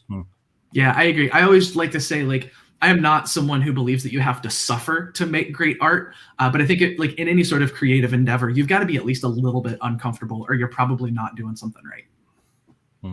Excellent. Well said. All right. So, Eli, keeping in mind that your mother, your brilliant and wise mother, is the one who asked the question, what is the best piece of advice anyone ever gave you? It's from your mother. It's just my mother's. Everything she says ever has been the best advice. Honestly, the best piece of advice I've gotten, and the one that I think about all the time, is I was in group therapy for a little while, and a woman came in and subbed for us for 2 weeks in group therapy, and she said something that truly transformed how I deal with my mental illness. Was she said, wear your glasses. And what she meant by that is that mental illness is a disability that your life works around. It is not an illness that you cure and then move forward with. And what she compared it to is being short-sighted, which is that there's never a moment where you put on your glasses in the morning and someone goes, "Oh, you're still wearing your glasses?" Right? When you're short-sighted, when you get glasses, and many of us get them as a child, you're told, like, hey, you're going to have glasses, and you're going to need thicker glasses as you get older, and you might need special surgeries. You might need this, you might need that. And because of our acceptance of that disability, we all understand that, one, everyone who needs glasses should have them. Two, that if you need glasses, you need them all the time. And that idea of approaching mental health like glasses, knowing that I would always need to take my meds, that I would always need to go to therapy, that I would always and constantly need to be taking care of my mental illness in this way, was revolutionary because it made me stop waiting to get better, and made me realize that I may have good days and I may have bad days, but that this is how I am going to function moving through life, and that I need to wear my glasses. So that's the best piece of advice I've gotten for one of the most pertinent parts of my life. And I think about it. I think about it every time I fail to work out or fail to meditate or fail to, think about, maybe I should ease off this or stop doing that, or I don't really need to see my therapist. Is I hear that woman's voice in my head, wear your glasses, wear your glasses. I love that. I really love that. Fantastic. Awesome. That's very well said. Yeah, it's definitely, it's just part of who you are. And damn it, Eli, we wouldn't want you any other way. Wouldn't trade you for anybody except maybe your mom. I have you and me both, homie. I have some tweaks I'd like to suggest. Ooh. A micro environment going on underneath the chin there, isn't there, these days? In preparation for fatherhood. Oh, for sure. All right. So, Heath, best advice you've ever gotten? Okay. One from my mom, one from my dad. So, mom told me, and this is actually very similar to what Callie's coach said. My mom said, "Be a nerd in everything you do," and I love that. Awesome. And just dive into it. Be proudly, weirdly nerdy about whatever you're going to dive into, and I think that's an excellent piece of advice, and that applies to sports. A coach could tell you that, and that would make sense. Don't just go to practice and work out, go to the weight room, and do all the sportsy stuff, but also become a nerd of that game, become a student of that game, and learn the ins and outs that way too. I think that's excellent advice from mom. And dad said, if you see a parade, walk the other fucking direction. So, and he meant this is the ultimate my dad thing. He means a parade in any sense of the word. Yes, a literal parade. He fucking hates literal parades, but he means any figurative parade too. Yeah. If you see a whole bunch of people doing the same thing, going in the same direction, that's basically goose stepping. Fucking get out of there. Go the other direction. Those are assholes. Nice. I'm sure people could start thinking of counterexamples, but fuck you. Don't just go the other direction. Yeah. Yeah. No. Anybody who ever lived in Manhattan knows. No, you go the other goddamn way when there's a parade. Holy fucking shit. And Heath, that makes so much sense because I feel like you actively do that, right? Like I feel like every conversation we've had when we've hung out, you end up just like nerding out about something that we're talking about. Definitely putting dots together makes sense. That's the best. All right. So Andy, bring us home. Best advice you've ever gotten. Oh, one of my favorites, I encounter a lot of sort of positive thinking quotes in my sales training world. And one of my, a lot of them are nonsense, but one of my very favorites is, as if you're saying it to yourself, I've been through some terrible things and some of them really happened. And I think there's a concept there of the invisible barriers that we put up for ourselves. Now, when I was younger, when I was about in my teenage years, I had a good friend at school called Daryl. He's still a very good friend, actually. And he had a fairly enigmatic father who was also a stage hypnotist, and I hung hung around with them quite a lot. We went to the shows and so on. But he was just possessed with all these favourite phrases and what have you. And there was one in particular which his daughter had done a painting out of, which hung in one of the front rooms, and it simply said, "Have a go." And for me, that simple phrase is a counter to the invisible barriers which we put up for ourselves, where we don't have the self-worth, where we don't feel as though, everything stacking up as against us. I can't possibly do this. Everybody else is better than me. All those insecurities that, I guess most people try and keep to themselves. Have a go is like hurdling those. And so it's just that little phrase, have a go. And it's meant a lot to me for a long time. There are not many ways to admire that chap as I grew up to be an adult, but that is definitely one of them. Very impressive. I have to comment on the quintessential Britishness, Andy, of being able to take the term "have a go." First of all, it's the best advice you've ever gotten in your life, and make it a damn tearjerker. That is incredibly well said. There's actually a lot of wisdom in that. You're welcome. All right. So everybody, thank you so much for joining us. That puts us right up against our time. We went a little early for our British guests and for our British listeners and viewers all over the place. And Andy, it was a ton of fun to have you. If we'd had a little more time, I was going to ask everybody what the best advice Marsh ever got was, as we were going. We ran out of time on that one, unfortunately, but we will be back next week. Next week, we're going to be back to our regular. Yeah, it was Andy telling him to have a go. What a centurion was. But we're going to be back regular time next week at 8 p.m. We're going to keep doing this as long as the social distancing guidelines are in place, and obviously we're not taking our cues from Donald Trump on that shit. I was going to say, we're done, everybody. Yeah, right. No, the Florida beaches are open. It must be fine now. All right. So I'll see you next week. Thanks for the warm welcome, everybody. We do appreciate it. Yeah. Take care, guys. Thanks so much. See you later.